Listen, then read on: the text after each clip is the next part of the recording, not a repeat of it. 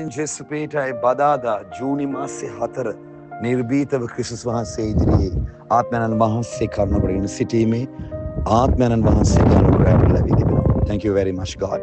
අපි ඔබට ස්තුති කරනවා මේ ශ්‍රාවකයා මේ පණිවිඩය අසන්නේ ඔහුගේ පවුල ඇයගේ පවුල ගලවා ගැනීමට ඔබ වහන්සේ තුළ තිබෙන බලවන්ත වූ හැඟීමක් මත. සුදු මතයගේ සුභාරංචිය 7:12 මම ඔබට කියන්නේ මේක ගෝල්ඩන් රූල් එකක්.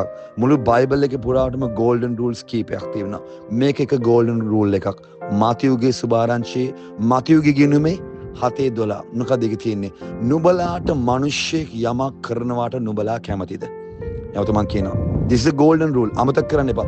නුඹලාට මිනිස්සෙක් කරනවාට යමක් කැමතිද?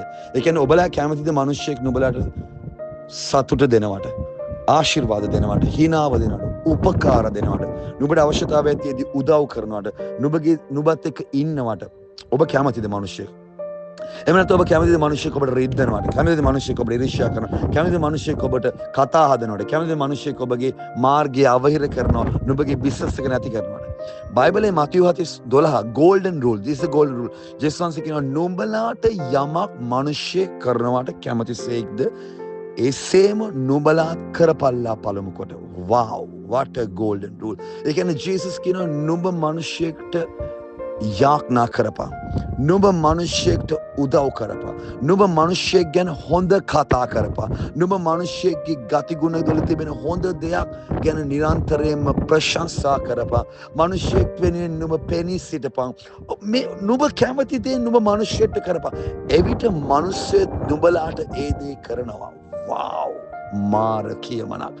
මම ඔබට කියනවා සමහරලාට ඔබගේ ජීවිතේ හැම වෙලාවෙදිම ඔබට තියෙනවා මිනිස්සු ඔබව රිද්දනවා, මිනිස්සු ඔබට කතා හදනවා, මිනිස්සු ඔබට දේවල් කියනවා, මිනිස්සු ඔබගේ ජීවිතේ නැති කරනවා, නුඹගේ බිස්නස් එක හොරකම් කරනවා, නුඹගේ පවුලට දේවල් කියන, නුඹගේ දරුවන්ව වැරදි ලෝකවලට රැගෙන යනවා. ඒකට හේතුව බයිබලයට අනුව අපි මිනිස්යන්ට ඒ වගේ දේවල් කරන නිසාලු. ඔබ දැන් කියන්න පුළුවන් මම දේවකතුතුමනි, මම ප්‍රොෆෙසර්තුමනි, මම එහෙම දෙයක් කරන්නේ නැහැ. නමුත් ඔබ මතක තියාගන්න මේක බයිබල් එකේ තියෙන ගෝල්ඩන් රූල් එක. අපි සිතලා ඇති සමහරලාට, අපි සමහරලාට ඒ වගේ ආකාරයෙන් ගණන් අරගෙන ඇති.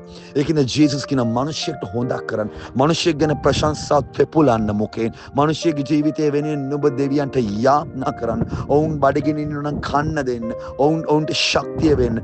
එසේ නුඹ කරොත් මිනිස්සුත් නුඹට එසේම කරනවලු. මම නුඹට නැවත කියනවා අපිට මේ ජීවත් වෙන මේ සකල විදි ලෝකයේ තුල අපිට යන්න බෑ මිනිස්සයන්ගෙන් වෙන්නලා. මිනිස්සයන් එක්ක තමයි අපේ බැඳීම් ඇති වෙන්නේ. මම ඔබට හැමතිස්සෙම කියනවා අපි කුසෙන් එළියට එන්නේ, අපිව කුසෙට දරාගෙන ඉන්නේ මිනිස්සෙක්, අපිව එළියට ගන්න මිනිස්සෙක්, පෙකණේ කපන්නේ මිනිස්සෙක්, ඇවිදිද්දි බඩගාද්දි කෙලින් කරන්නේ, අපිට කවන්නේ, කිරිට එක දෙන්න මිනිස්සෙක්, අපිට උගන්වන්නේ මිනිස්සෙක්, අපි දවස් එක බඳින්නේ මිනිස්සෙක්, අපේ දරුවෙක් අපි හදන්නේ මිනිස්සෙක්, අපිව මරුණම වල්ලන්නේ මිනිස්සෙක්. මේ ආරෝහණ පටිපාටි අපිට නතර කරන්න බෑ.